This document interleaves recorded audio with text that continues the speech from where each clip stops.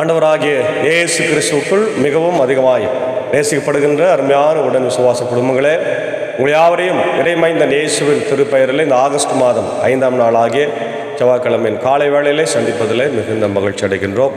The word of God ministry சார்பாக, ஊழியத்தின் சார்பாக உங்களை அன்போடு இந்த காலை நேரத்தில் இறை தியானத்திற்கு அன்போடு அழைக்கிறோம். நமது ஆரம்பம் பிதா, குமாரன், பரிசுத்த ஆவியின் நாமத்தில் உள்ளது. ஆமேன். ஜெபிப்போம்.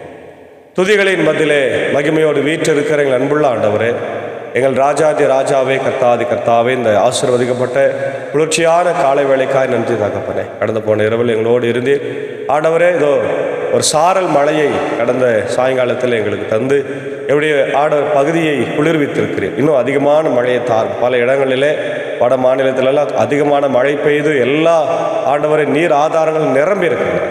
எங்கள் பகுதியில் கூட அப்படி நிரம்பவும் கர்த்தர் நீர் கிருபை தர வேண்டுமா. இப்படி ஆறுகள், குளங்கள், குட்டைகள்லாம் நிரம்பி எப்படி விவசாயம் செழிக்க ஆண்டவரை கிருபை தார். இந்த நாளின் இறை வார்த்தை ஆண்டவரை பாடல் வேலை, ஜெப வேலை ஆண்டவர் எங்களுக்கு ஆசீர்வதி. குழுவை நீர் எடுத்து பயன்படுத்தும்படியாக ஜெபிக்கிறோம். தொடர்ந்து முடிய இறை பிரசன்னம் இந்த நாளிலே எங்களோடு கூட தங்கியிருக்கிறோம். இறை மைந்தன் இயேசுவின் மூலம் ஜெபிக்கிறோம் நல்ல பிதாவே, ஆமேன். காலை வேளையில் நாம் 627வது பாடலை பாடுவோம். உம்மை போல் யாருண்டு எந்த இயேசுநாதா. இந்த பாடலத்தின் பாடலை நம் குழுவோடு இணைந்து பாடுவோம். 627வது பாடல்.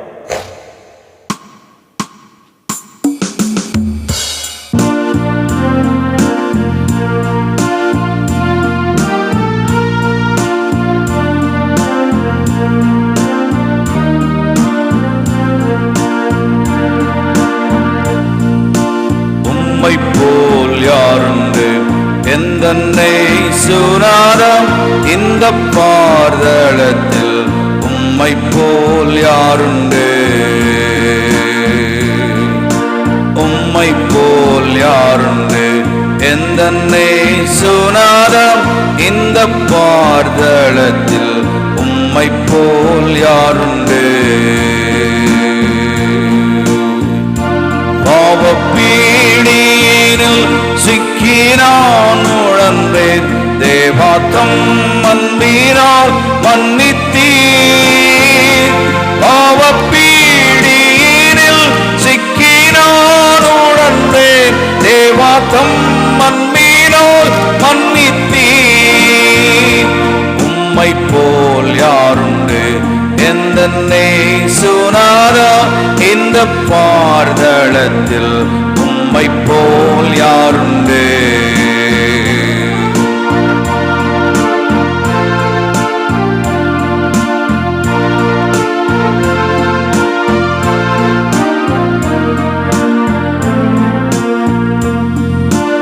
உலகம் மாமிசம் பிசாசு கடியில் அடிமையாகவே பாவி நான் ஜீவித்தேன்.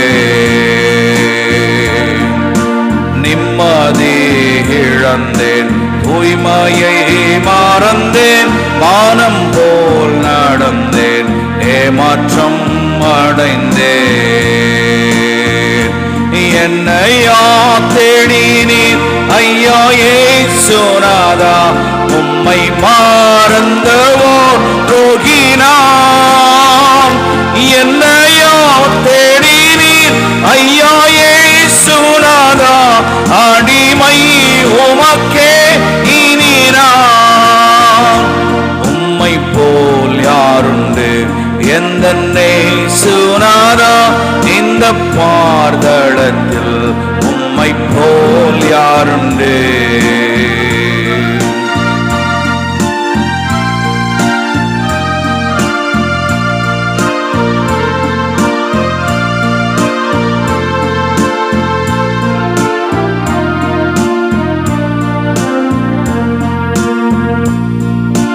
இன்றைக்கு நான் செய்யும் இந்த தீர்மானத்தை என்றைக்கும் காத்திட ஆவியால் நிரப்பும்.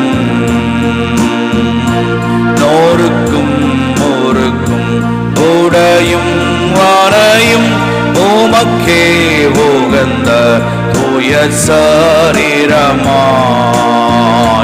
ஐம்பொறிகளையும் உமக்குள் அடைக்கும் இயேசுவே ஆவியால் நிரப்பும் வெற்றி வாழ்க்கையுள்ள மகனாய் திகழ அக்கினி என்னுள்ளம் நிரக்கும். உம்மை போல் யாருண்டு எந்தன்னை சுனாதா இந்த பார்தளத்தில் உம்மை போல் யாருண்டு.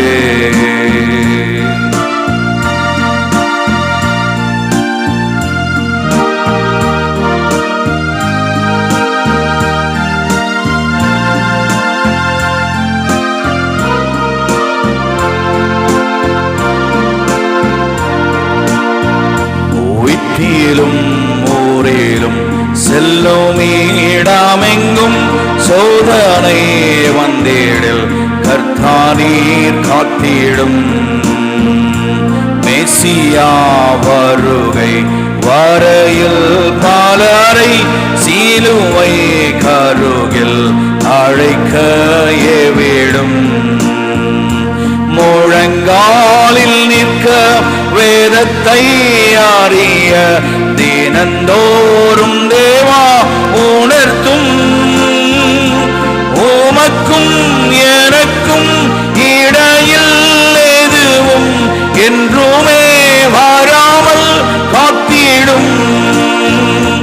உம்மை போல் யாருண்டு எந்தன்னை சுனாதா இந்த பார்தளத்தில் உம்மை போல் யாருண்டு. உம்மை போல் யாருண்டு எந்தன்னை சுனாதா இந்த பார்தளத்தில் உம்மை போல் யாருண்டு. பாவ பீடியில் சிக்கினான் உழன்றேன் தேவா தம் அன்பினால் மன்னித்தீர். பாவப்பீடியினில் சிக்கினான் உழன்றேன் தேவா தம் அன்பினால் மன்னித்தீர். உம்மை போல் யாருண்டு எந்தன்னை சுனாதா இந்த பார்தளத்தில் உம்மை போல் யாருண்டு.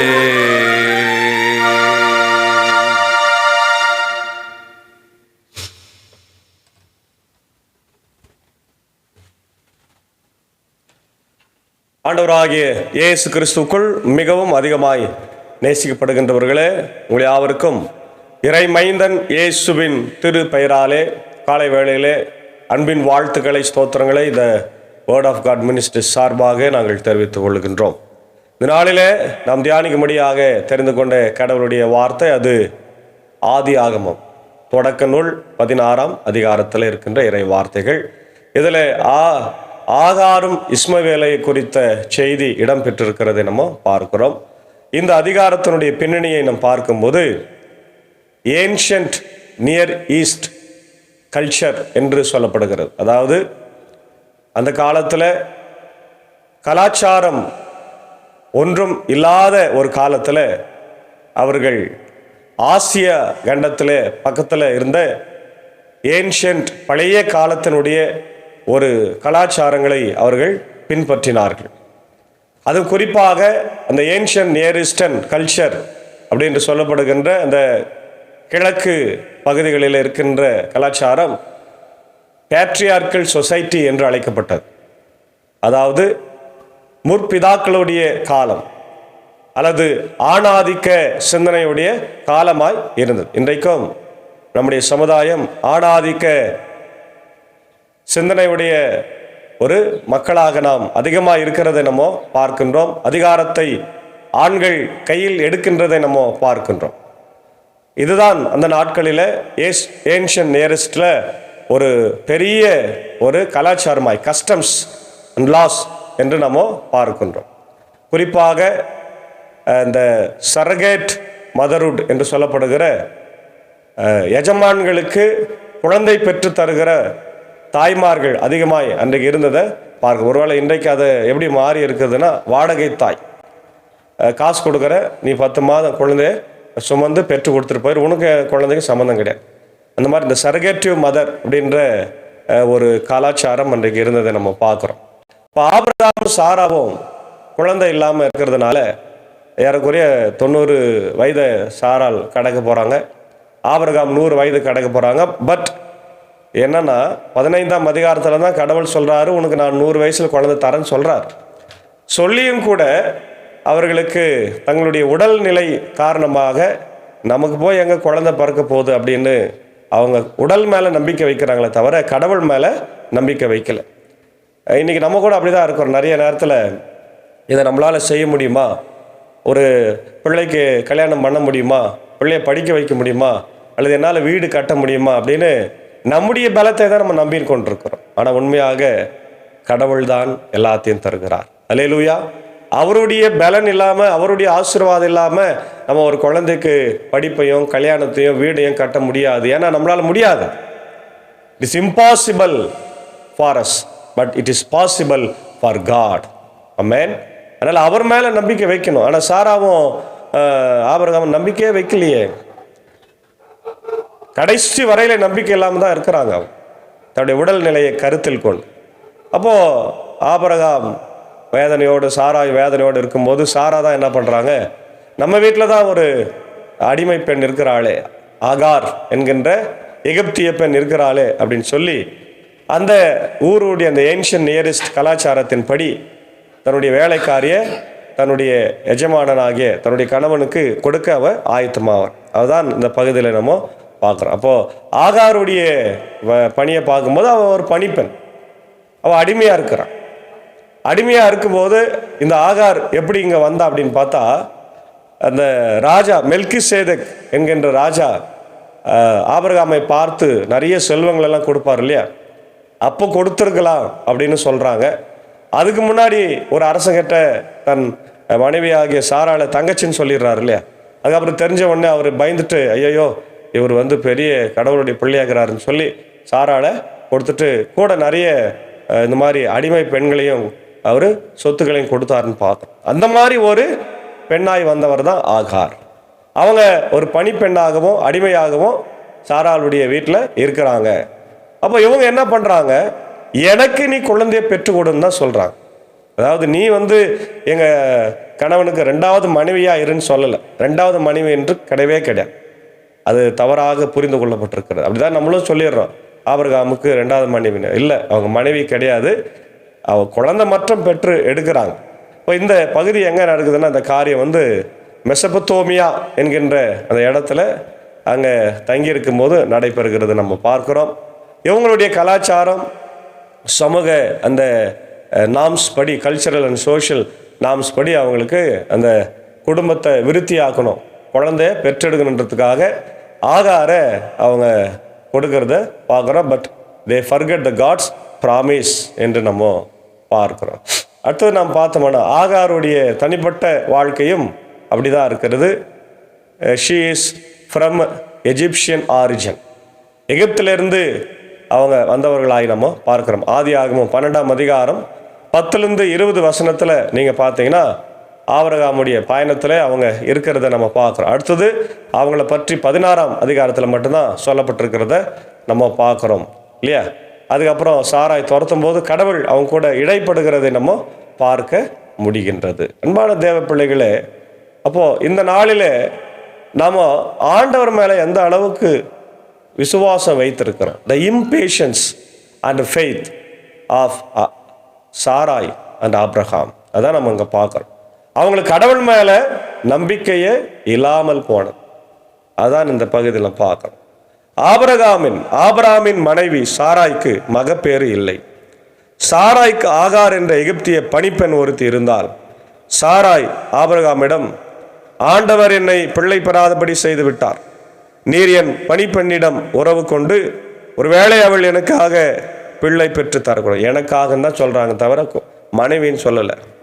ஆபிரகாம் சாராயின் சொல்லை கேட்டார். மனைவி சொல்ல அப்படியே கேட்குறாரு, மறுத்து பேசலை. ஆபிரகாம் கானான் நாட்டில் 10 ஆண்டுகள் வாழ்ந்த பின் அவர் மனைவி சாராய் எகிப்திய பணிப்பெண் ஆகாரை தம் கணவருக்கு மனைவியாய் கொடுத்தார். இங்கே 2வது தான் மனைவின்னு நம்ம பார்க்குறோம். அவர் ஆகாருடன் உறவு கொண்ட பின் அவள் கருவுற்றாள். தான் கருவுற்றிருப்பதை கண்டதும் தன் தலையை தலைவியை அவள் ஏளனத்துடன் நோக்கினாள். இது எல்லா பெண்களுக்கும் இருக்கின்ற ஒரு சூழ்நிலை தான். பணிப்பெண்ணாக இருக்கிற வரையில் ஆகார் சாராவை மதித்து கொண்டு இருந்தால், மரியாதை கொடுத்தாள். ஆபிரகாம் தன் எஜமானுடன் உறவு கொண்டு பிறகு மனைவி ஆயிட்டா இல்லையா, அதனால் அவன் என்ன பண்ணலன்னா அவள் மரியாதை கொடுக்கல, ஏளனமாக பார்க்குறா. இதை பார்த்தபோது சாராய்க்கு வருத்தமும் கோபமும் வருகிறது. இப்பொழுது சாராய் ஆபிரகாமிடம், எனக்கு இழைக்கப்பட்ட தீங்கு உண்மையில் இருக்கட்டும். பாருங்க, செய்த தப்பு சாராள், ஆனால் தண்டனை யாருக்கு போகுது? ஆபிரகாமுக்கு போகுது. நீ தழுவும்படி நானே கொடுத்த என் பணிப்பெண் அவள் கருவுற்று இருக்கிறாள் என்பதை கண்டத்திலிருந்து என்னை ஏளனமாய் நோக்குகிறாள். ஆண்டவரே, எனக்கும் உமக்கும் நீதி வழங்கட்டும் என்றார். ஆபிரகாம் சாராயிடம், உன் பணிப்பெண் உன் அதிகாரத்தின் கீழ் இருக்கின்றால் உனக்கு நல்லதாய் படுவதை அவளுக்கு செய் என்றார். இதற்கு பின் சாராய் அவளை கொடுமைப்படுத்தினார். ஆகவே ஆகார் சாராயிடமிருந்து தப்பி ஓடினாள். இல்லையா, ஆகாரை கொடுமைப்படுத்த ஆரம்பிச்சிட்டாங்க. கொடுமைப்படுத்தும் போது ஆகார் ஓடி போயிட்டாங்க. அப்போதான் ஆண்டவர் கேட்குறாங்க. ஆண்டவரின் தூதர் அவளை பார்த்து பாலை நிலத்தில் இருந்த ஒரு நீரூற்று அருகில் கண்டார். அந்த ஊற்று சூருக்கு செல்லும் வழியில் இருந்தது. அவர் அவளை நோக்கி, சாராயின் பணிப்பெண் ஆகார், நீ எங்கிருந்து வருகின்றாய், எங்கே போகின்றாய் என்று கேட்டார். அதற்கு அவள், என் தலைவி சாராயிடமிருந்து நான் தப்பி ஓடுகிறேன் என்றாள். ஆண்டவரின் தூதர் அவளிடம், நீ உன் தலைவியிடம் திரும்பி சென்று அவளுக்காக பணிந்து நடந்து கொள் என்றார். பின்பு ஆண்டவரின் தூதர் அவளிடம், உன் வழி மரபினரை யாரும் எண்ண முடியாத அளவுக்கு பெருக செய்வேன் என்றார். மீண்டும் ஆண்டவரின் தூதர் அவளிடம், இதோ கருவுற்று இருக்கும் நீ ஒரு மகனை பெற்றெடுப்பாய், அவனுக்கு இஸ்மவேல் என பெயரிடுவாய். ஏனெனில் உன் துயரத்தில் ஆண்டவர் உனக்கு உதவி செய்தார். ஆனால் அவன் காட்டு கழுதை போல் வாழ்பவனாக இருப்பான், எல்லாரையும் எதிர்ப்பான், பகைப்பான், எல்லாரும் அவனை எதிர்ப்பார்கள், தன் உறவினருக்காய் எதிரியாய் அவன் வாழ்வான் என்றான். அப்பொழுது என்னை காண்பவரை நானும் இங்கே கண்டேன் என்று சொல்லி அவள் எழுந்து தன்னுடன் பேசி ஆண்டவரை காண்கின்ற இறைவன் நீர் என்று பெயரிட்டு அழைத்தாள். ஆகவே அந்த இடத்திற்கு பெயர் லகாய்ரோயி என்று அழைக்கப்படுகிறது. லகாய்ரோயி என்று சொன்னால் கடவுள் என்னை பார்த்தார் என்ற பெயர் வழங்கலாயிற்று. அது காதேசுக்கும் பெரேதுக்கும் இடையே இருக்கின்றது. ஆகார் ஆபிரகாமுக்கு மகன் ஒருவனை பெற்றெடுத்தால் ஆகார் பெற்ற தம் மகனுக்கு ஆபிரகாம் இஸ்மவேல் என்று பெயரிட்டார். ஆகார் ஆபிரகாமுக்கு இஸ்மவேலை பெற்றெடுத்து பொழுது அவருக்கு வயது 86 வயது. அன்பான தேவ பிள்ளைகளே, கடவுளுக்காய் காத்திருக்காமல் கடவுள் மேல அவநம்பிக்கை வைக்கிறதுனால தான் இன்றைக்கு இஸ்மவேல் பிறந்திருக்கிறார். அது ஒரு புதிய சமூகமாக மாறி இருக்கிறதை நாம் இன்னைக்கு பார்க்கிறோம். அவங்க இன்னைக்கு எல்லாரையும் எதிர்த்து கொண்டு இருக்கிறாங்க, காட்டு கழுதை போல வாழ்ந்து கொண்டிருக்கிறாங்க என்பதை ஆண்டவரே அன்னைக்கு தூதன் வழியாக சொல்லிட்டார். அதனால்தான் இன்றைக்கு ஆகார் ஆண்டவரை பார்த்து இந்த இடத்திற்கு ஆண்டவர் என்னை கண்டார் என்ற பேரு வைக்கிறார். என்னை காண்பவரின் வாழ்வரின் கிணறு என்பது பொருள். லகாய்ரோய் என்று சொன்னால் என்னை காண்கின்ற வாழ்பவரின் கிணறு இல்லையா, வாழுகின்ற இறைவனுடைய கிணறு, அதாவது தண்ணீர் கொடுக்கின்ற இறைவன், காக்கின்ற இறைவன் என்று பொருள். ஆக அன்பான தேவ பிள்ளைகளை, நம்ம கூட வாழ்க்கையில ஆகாருக்கு இழைக்கப்பட்ட அநீதியை போல பல இடங்களில் நமக்கு அநீதி இழைக்கப்படுகிறது. இன்னைக்கு உயர் பதவியில் இருக்கிறவங்க, உயர் ஜாதியில் இருக்கிறவங்க இல்லையா, உயர்ந்த ஸ்தானத்தில் இருக்கிறவங்க ஏழை எளிய மக்களை, அடிமை பெண்களை, குழந்தைகளை, வேலைக்காரர்களை, வேலைக்காரிகளை இப்படி நடத்தும் போது ஆண்டவர் பார்த்து கொண்டு சும்மா இருக்கிறவர் அல்ல. அல்லேலூயா. அவர்களுக்காக இறங்கி உதவி செய்கின்ற தேவனாக இருக்கிறார். ஆகவே தேவ பிள்ளைகளே, பயப்படாதீங்க, தைரியமா இருங்க. ஆகாருக்கு உதவி செய்த ஆண்டவர் ஆகாருடைய பிள்ளை இஸ்மவேலை ஒரு பெரிய ஜாதியாக ஆசீர்வதித்தவர் நம்மையும் ஆசீர்வதிக்கிறார். நம்மை காண்கின்ற இறைவனாக இருக்கிறார். நம்முடைய கஷ்டத்தில், துன்பத்தில், துயரத்தில் நீ இருக்கிறியா இல்லையா, வேதனையில் இருக்கிறியா, எந்த பிரச்சனையில் நீ இருந்தாலும் சரி, ஆண்டவர் உன்னை கைவிடாதவர், உன்னை காக்கின்ற இறைவராக இருக்கிறார், உன்னை பார்க்கின்ற இறைவர், உன் சத்தத்தை கேட்கின்ற இறைவர். அதனால்தான் சாலமோனு எருசலேம் தேவாலயத்தை கட்டி முடித்து அங்கே ஜெபம் பண்றார். முதல்ல எனக்கு பொண்ணை கூடு, செல்வத்தை கூடன்னு கேட்கல. அவர் என்ன சொல்றாருன்னா, ஆண்டவரே, இந்த ஸ்தலத்தில் செய்யப்படுகிற ஜெபங்களுக்கு உம்முடைய கண்கள் ஆண்டவரை பார்க்கின்றவைகளாக, உம்முடைய காதுகள் கேட்கின்றவர்களாய் இருக்க வேண்டும் என்று சொல்லி ஜெபிக்கின்றார். அல்லேலூயா. ஆம் பிரியமான தேவனுடைய பிள்ளைகளே, காலை வேளையில நிறைய கஷ்டங்களோடு, துன்பங்களோடு, பிரச்சனைகளோடு இருக்கிறீர்களா? பண கஷ்டத்தோடு இருக்கிறீர்களா? மன கஷ்டத்தோடு இருக்கிறீர்களா? என்ன செய்வது என்று தெரியாமல் கலங்கி தவித்து கொண்டிருக்கிறீர்களா? கவலைப்படாதீங்க, உங்களை கடவுள் பார்த்து கொண்டிருக்கிறார். உங்களை காண்கின்ற தேவன் ஒருவர் இருக்கிறார். நீங்க எங்க இருந்தாலும் சரி, ஆபிரகாம் வீட்டில் இருந்த ஆகார் போல வீட்டில் இருந்தாலும் சரி, அலைந்து அவங்க திரியிறாங்களே அந்த வனாந்தரத்தில் இருந்தாலும் சரி, கர்த்தர் உங்களை பார்த்து கொண்டே இருக்கின்றார். அன்பான தேவ பிள்ளைகளே, அதனால விசுவாசமா இருங்க. The impatience and faith. Sarah said to him, the Lord has kept me from having children. Go sleep with my servant Hagar. Perhaps I can build a family through her. Sarah's impatience, taking matters into her own hands. She forgot God's promise. Abraham's response, Abraham's obey his wife's plan. It shows their lack of faith in God's promise. The consequences of impatience, Hagar's pregnancy, and the tension creates conflict and strife from Sarai's impatience. God's sovereignty, God's awareness of Hagar's situation, God's promise to Hagar and Ishmael. கடவுள் ஆகாருக்கும் சரி அவங்க மகனுக்கும் சரி என்ன கொடுக்குறாரு? வாக்குத்தத்தத்தை கொடுக்கிறத நம்ம பார்க்க முடிகிறது. அதே போல சில வசனங்களை நாம் பார்க்கும்போது ஆதியாகமம் 11:30 நாம் பார்க்குறோம். ஏற்கனவே சாராள் குழந்தை இல்லாததையும் கடவுள் ஆசீர்வதிக்க போவதையும் நாம் பார்க்குறோம். ஆதியாகமம் 15:2-3 அதை பார்க்குறோம். ஆதியாகமம் 17:15-22 பார்க்குறோம். கலாத்தியர் 4:21-31 பால் சொல்கிறார், பவுலடிகளார் ஆகாரு சாராயை பற்றி சொல்கிறார். அப்போ இங்கே முக்கியமானது faith and trust, impatience and doubt, God's sovereignty, இல்லையா? அதனால் அன்பான தேவ பிள்ளைகளே, காலை நேரத்தில் நாம் கூட ஆண்டவருக்காய் காத்திருக்க வேண்டும். அவருடைய வாக்கு நிறைவேறும்படி காத்திருந்து நாமும் சாராயை போல ஆகாரை கொடுத்து ஆபிரகாமுக்கு பிள்ளை பெற செய்த சாராயை போல இல்லாமல் நாம் நம்முடைய வாழ்க்கையில் ஆண்டவருக்காய் காத்திருந்து அவருடைய ஆசீர்வாதங்களை பெற்றுக்கொள்வோம். கர்த்தர் நம்மை பார்க்கிறார். லகாய் ரோய் என்ற அந்த வார்த்தையை நீங்கள் பற்றி பிடித்துக் கொள்ளுங்கள். கர்த்தர் நம்மை பார்க்கிறார். இந்த நாள் முழுவதும் பார்க்க போறாரு. நம்முடைய பாவங்கள் அக்கிரமங்களை மன்னித்து நமக்காய் கல்வாரி சிலுவையிலே ரத்தம் சிந்தின ஆண்டவர் நம்மோடு இம்மானுவேலா இருக்கிறார் என்ற அந்த உள் உணர்வோடு வாழ தூய ஆவியானவர் வழிநடத்தி காப்பாராக. ஆமென். ஜெபம் செய்வோம். அளவுக்கு அதிகமாக நேசிக்கிற நல்ல தகப்பனே, காலை வேலைக்கார் என்று சொல்லுகிறோம். இந்த வார்த்தைகளை கேட்ட எல்லாரையும் ஆசீர்வதிங்க. எல்லாருடைய இல்லத்திலே உள்ளத்திலே அமைதி சமாதானத்தை தாரும். ஆண்டவரை கஷ்டங்கள், துன்பங்கள், வியாதிகள், பலவீனங்களை மாற்றும். இன்னைக்கு நிறைய பேர் ஆண்டவர் வருத்தப்பட்டு கொண்டிருக்கிறாங்க. நிறைய பேர் வீடு வாசல் இல்லாமல், பிள்ளைகளுக்கு திருமணம் செய்ய முடியாமல், படிக்க வைக்க முடியாமல் வேதனைப்படுகிறத பார்க்குறோம். ஆண்டவரே, எங்களை பார்க்கிற இறைவன் நீர், எங்களை காண்கின்ற இறைவன். லகாய்ரோயி என்று ஆண்டவரை ஆகார் என்று அழைத்தார். அதுபோல நாங்களும் கூட என் தேவனே, என் வாழ்க்கையில் நீர் லகாய்ரோயா இருக்கிறீர். என் தேவன் எல்லாரும் நீங்கள் சொல்லுங்கள், எங்கள் வாழ்க்கையில் ஆண்டவர் லகாய்ரோயா இருக்கிறாரு, எங்களை பார்க்கிறவராக இருக்கிறாரு, எங்கள் கஷ்டங்களை தீர்க்கிறவர் இருக்கிறாரு, எங்களுக்காக தன்னுடைய ஒரே பேரான குமாரனை கொடுத்தவர் அவர் என்பதை உணர்ந்து ஆண்டவரே நாங்கள் வாழ கிருபை தார். இந்த நேரத்தில் இந்த வார்த்தைகளை கேட்டிருக்கிற அகில உலகத்தில் இருக்கிற எல்லா மக்கள், தமிழ் மக்கள், தமிழ் கிறிஸ்தவர்கள், ஆண்டவர் இயேசு அறியாதவர்களை என் பாதத்தில் வைக்கிறோம். கர்த்தர் ஆசீர்வதிங்க. இந்த வேளையிலே என்னுடைய ஆண்டவரே தாய் திருநாடு ஆகிய இந்திய தேசத்திற்காகவும் தமிழ்நாட்டுக்காக ஜபிக்கிறோம். அமைதி சமாதானம் சந்தோஷம் தாரும். எங்களை ஆட்சி செய்கிற தலைவர்கள் எல்லாரையும் ஆசீர்வதிங்க.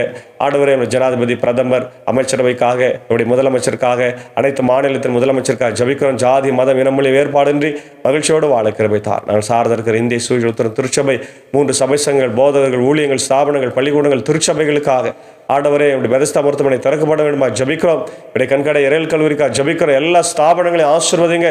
பூட்டி கிடக்கிற ஆண்டவர் எல்லா ஸ்தாபனங்கள் திறக்கும்படியா என் தேவனுக்கு கிருபை தரணுமா ஜபிக்கிறோம். ஆண்டவரே, இதோ நடந்து கொண்டிருக்கிற ஆண்டவரே எலெக்ஷன் ப்ராசஸ்க்காக ஜபிக்கிறோம். நல்ல தலைவர்களை எங்களுக்கு தந்து ஆண்டவரே சினாடையும் ஐஎல்சியும் தூக்கி நிறுத்த ஊழிய பாரத்தோடு இருக்கிற தலைவர்களை எங்களுக்கு தர வேண்டுமாய். ஆண்டவர் தரிசனங்களோடு இருக்கிற தலைவர்களை தர வேண்டுமாய். பொது நலத்தோடு இருக்கிற தலைவர்களை தர வேண்டுமாய் ஜபிக்கும். இந்த வேளையிலே பிறந்த நாட்களுக்கு நன்றி செலுத்துகிற அன்புக்குரிய ஆயர் பெருமக்களுக்காக ஜபிக்கிறோம். குறிப்பாக நேற்று தினத்தில் ஆண்டவரே பிறந்த நாளை கொண்டாடிய அன்புக்குரிய ஆயர் ஆண்டவரே அருள் திரு சி பிரசாத் அவர்களுக்காக ஜபிக்கிறோம். ஓய்வு பெற்ற மூத்த போதகர், அவரை ஆசீர்வதிங்க. அவர் நல்ல சுகபலன் ஜீவனை தாருங்க. அவருடைய அன்பு மனைவி ஐரம்மாவுக்காக, அன்பான பிள்ளைகளுக்காக ஜபிக்கிறோம். ஆண்டவரை எல்லாரையும் ஆசீர்வதிங்க. நல்ல சுகபலன் ஜீவனை தந்து வழி நடத்துறாச்சு. அதே போல அன்புக்குரிய ஆயர் இன்னமங்கலம் ஆண்டவரே திருத்துவலுத்துடன் திருச்சபுடைய ஆயர் அருள் திரு பால் இளையராஜா இருக்கா ஜபிக்கிறோம். ஐரியம் ஐரமா பிள்ளைகளையும் ஆசீர்வதிங்க, வழி நடத்துங்க, தேவையை சந்திங்க ராஜா. இப்படி ஊழியத்தை செய்கிற போது இப்படி போத பிதாக்களுக்கு நல்ல சுகம் பலன் ஜீவனை தந்து வழி நடத்துங்க, தேவையை சந்திங்க. அதே போல அன்புக்குரிய ஆயர் சுரேஷ் பாஸ்டர் ஆண்டவர் யுஎஸ்ஏல இருக்கிறாங்க, அவங்களையும் ஆசீர்வாதம் வழி நடத்துங்க.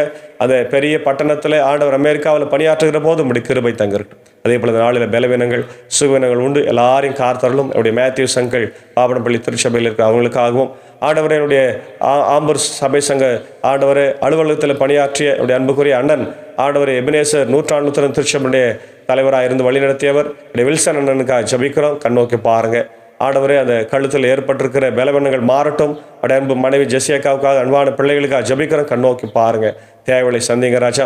சீக்கிரமாய் சுகம் பெற்று எழுந்து வர ஆண்டவரே நீர் கிருபை தர வேண்டும் என்று கெஞ்சி மன்றாடுகிறோம். தொடர்ந்து ஆண்டவரே இந்த வார்த்தைகளை ஒவ்வொரு நாளும் கேட்டு பயன்பெறுகிற மக்களை எல்லாம் ஆசீர்வதிங்க. உலக நாடுகளுக்காக ஜபிக்கிறோம்.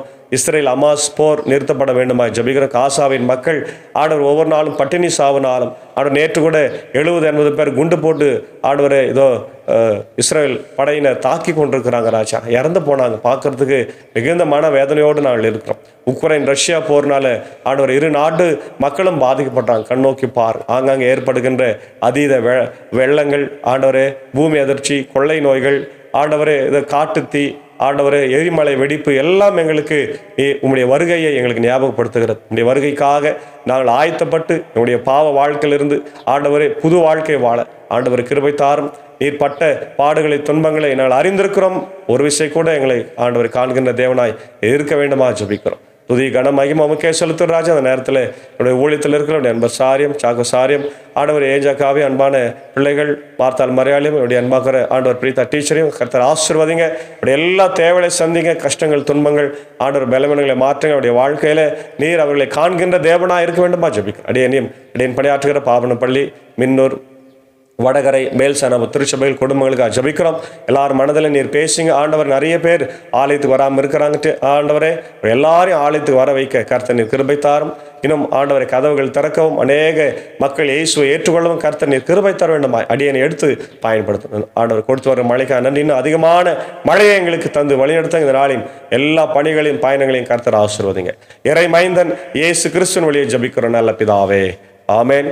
எல்லா வல்ல தந்தை, மகன், தூயாவின் ஆசையில் இந்த நாளிலே நம் அனைவரோடு கூட தங்கி தரித்திருப்பதாக. ஆமேன். God plus.